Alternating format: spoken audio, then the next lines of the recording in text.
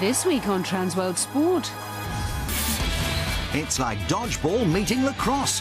We're in Scotland to try our hand at VX.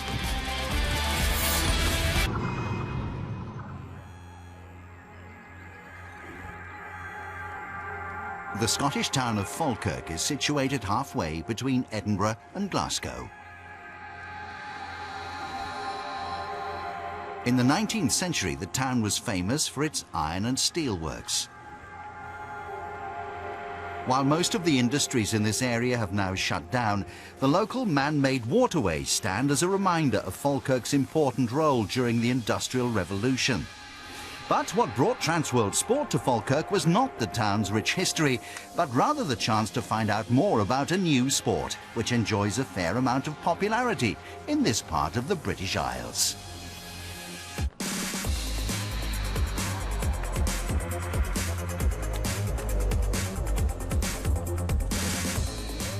I always describe it as dodgeball and lacrosse because there's no really other way, and at the same time it's nothing like them.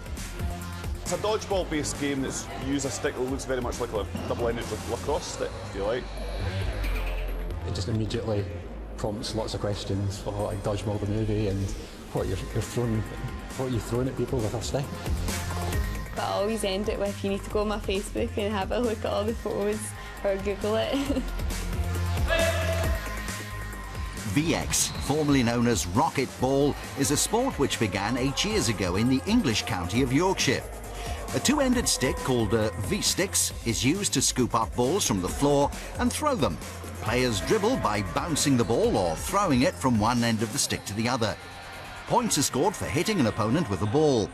A mixed-gender sport, the two main formats are one-on-one called V2 and the five-player team version V5. The CEO of VX Scotland, Gordon Archibald, co-founded the Falkirk Cannons Club in 2009 and was part of the team that represented Scotland at the inaugural World Championships back in 2007. There was India, Pakistan, England and Scotland. And nobody held much hope out for Scotland because they're the only team with a mixed team, and actually we won that first tournament. Since then, the sport's kind of grown over the years. We're the only team at the minute in Scotland, but we have somewhere in the region of about 45 players playing in our club. So it's growing week on week.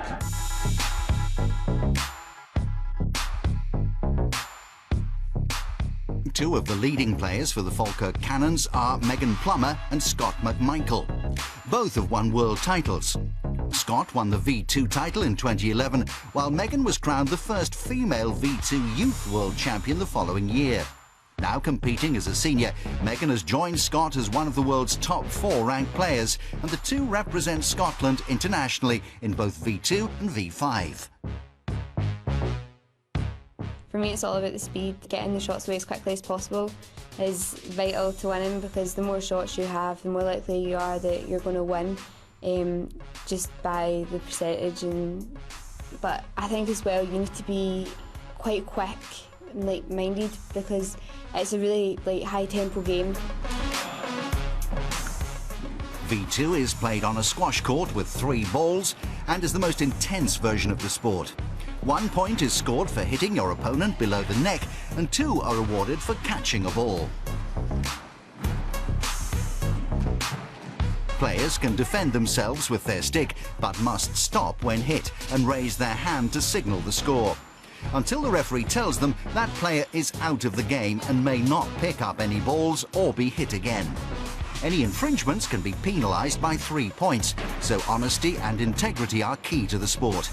V5 is played in the same way, but on a larger court and with 5 balls.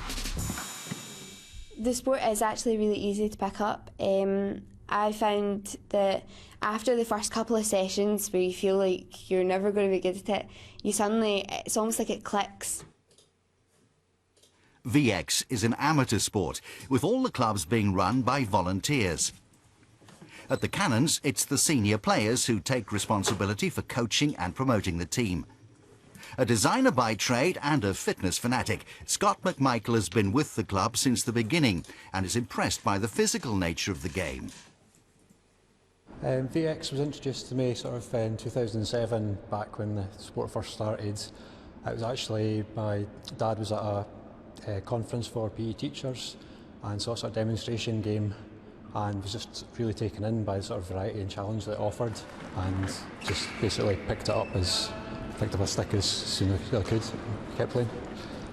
When I describe it to others, I say I played things like squash, and that can be a really hard workout, but even in squash there's a break or a pause when a point's won and you go back to service. But a proper game of VX, be it V2 or V5, the intensity is solid for a full 4 minutes at a time.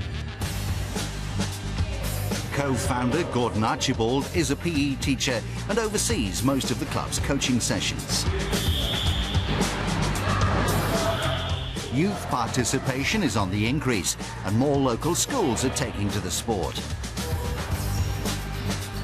VX is largely self-refereed, promoting fair play amongst children.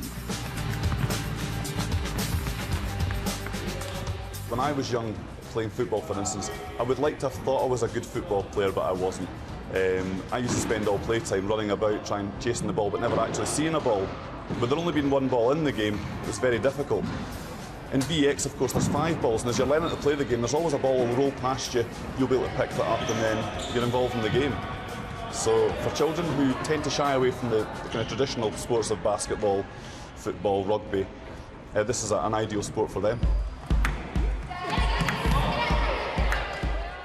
As more people discover and start to play VX, competition for places on the Scottish national teams is on the increase.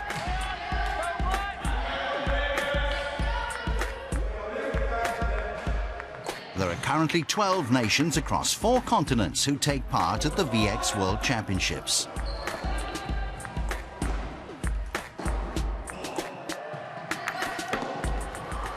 Every year when we've gone to a World Championship, it just gets quicker, more relentless. The technique on display, and so at the age I'm at, it's great to see the youth, because the actual skill level that they're coming through, it's a completely different game now than it was in 2007.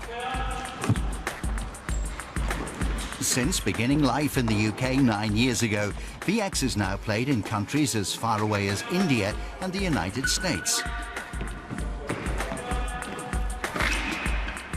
For the practitioners of this sport, Olympic inclusion may be an unrealistic hope, but there's certainly no harm in dreaming big. Well, I'd like to see it hopefully one day in an Olympic Games. That'd be pretty awesome. And I think that as a sport, it's amazing for spectators because it's so fast and so intense and exciting that it would do amazing on like the world stage and somewhere like the Olympics. So hopefully one day you'll see it.